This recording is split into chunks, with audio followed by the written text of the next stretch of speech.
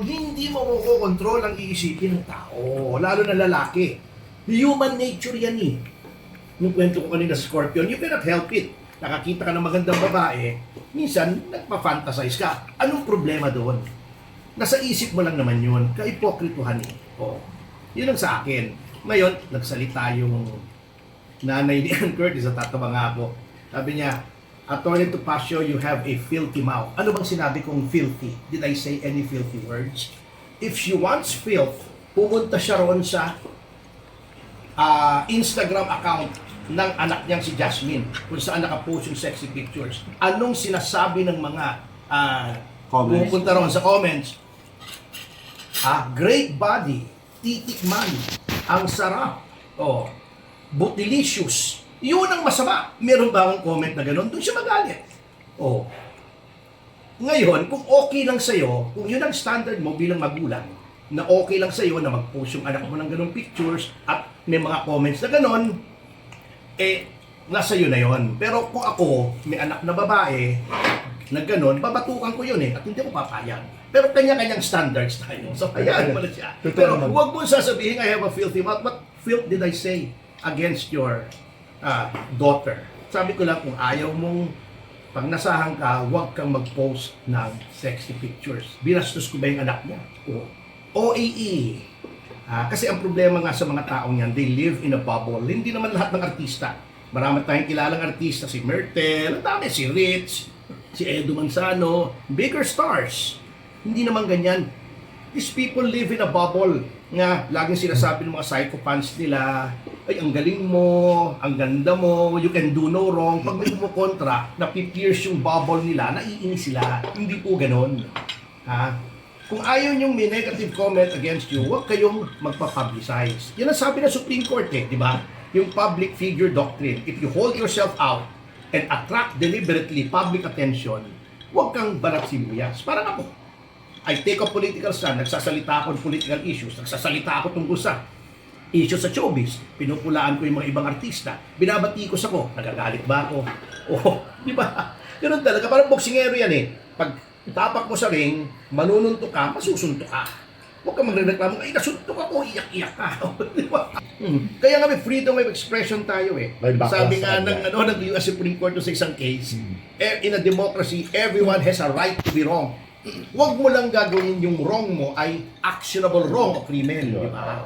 Huwag mo lang ilalibel. May elements ang libel. Yan yung style ng tao. Kaya nga may freedom of expression.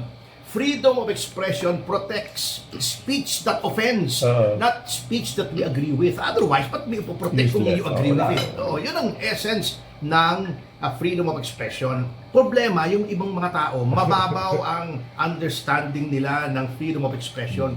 Freedom of expression pag sila lang. Pag ikaw, wala kang freedom of expression. Pag hindi sila nag-agree sa sinasabi mo, wala kang freedom of expression. Kababawan po yan. Pag-aralan nyo konstitusyon, bumalik kayo sa source, yung Federalist Papers, Amerika. Kasi yung konsepto ng free expression ay kinuha natin sa mga amendments ng Amerika, yung Constitution ng Amerika. The concept of a powerful government and a set of rules that limits governmental power, kinuha natin yan. Kaya nga meron tayong mga articles on the powers of the legislature, the executive, and the judiciary. Yun ang poder nila. Etong Bill of Rights, yan ang limitasyon. So, government does not become too powerful na mawawala yung boses ng pangkaraniwang tao. Ganun yun. Ngayon, let them be judged by what they say. Kung ang extent ng level ng debate mo ay sasabihin dugyot ka, alam ng mga tao kung hanggang anong level ka lang. Ganun lang yun Anong na-feel mo, attorney, nung sinabihan kang dugyot ni Jasmine? Wala, natawa ako. Hindi naman totoo. Naliligo naman ako every week. Minsan, Pero si attorney Mark Tolentino ang nag-react for you na sabi nga pwede daw makasuhan si Jasmine doon sa sinabi niya sa iyong criticism kasi personal daw yon at hindi based sa factual. totoo naman kasi lihis na dun sa issue Pero wag na, bakit pa natin kakasuhan? Cute ni Jasmine, kakasuhan mo. Napanood ko siya doon sa Siargao di ba? Cute niya. Wala akong kinasuhan kahit isang tao for libel. sa kabila ng lahat ng bati ko sa akin. Because I do not believe in that. Mag-away tayo in the free marketplace of ideas. Kanya-kanyang opinion. Di ba sabi nga, an opinion is like an asshole. Everyone has one. Anong reaction mo, attorney, sa mga taong ang mindset is ang mga babae, they can wear anything they want. Dahil nasa mga lalaki naman daw yan, kung manyak talagang isip mo, manyak ka. Dahil meron nga namang mga lola, bata, na nare-rape kahit hindi naman nang seseduce o nang attract ng mga lalaki. Hindi naman rape ang pinag-uusapan dito. Krimen yun eh. Ang pinag-uusapan dito, freedom of thought. Kung anong naiisip mo. Pwede ka magsuot ng kahit gusto mo, okay, fine. Pwede rin kami mag-isip ng lahat ng gusto namin. Ganun din yun. Absolute freedom of thought. Huwag na nating ilagay sa sexual fantasy. Religious belief. Oh, ako ang religion ko, halimbawa, I'm a member of the Mormon religion. Ang Mormons, they believe that polygamy, pagkakaroon ng maraming asawa, ay legal. Ay tama. Okay.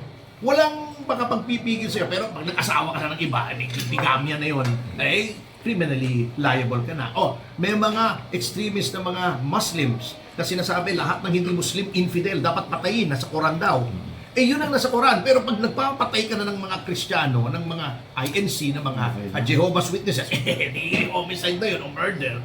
O, di ba? Yun lang yun. Freedom of thought is absolute. Once you translate that into an action which is unlawful, yun mag-umpisa. Kaya ngayon ko na. Hindi, yun ang paniniwala niya. Yun din ang paniniwala ko. Sinabi ko, kung ayaw niyong pag nasahan, huwag kayong magsuot ng yung mga sexy, huwag kayong mag-post. Paniniwala ko yun eh. Bakit nagagaling ka sa paniniwala ko?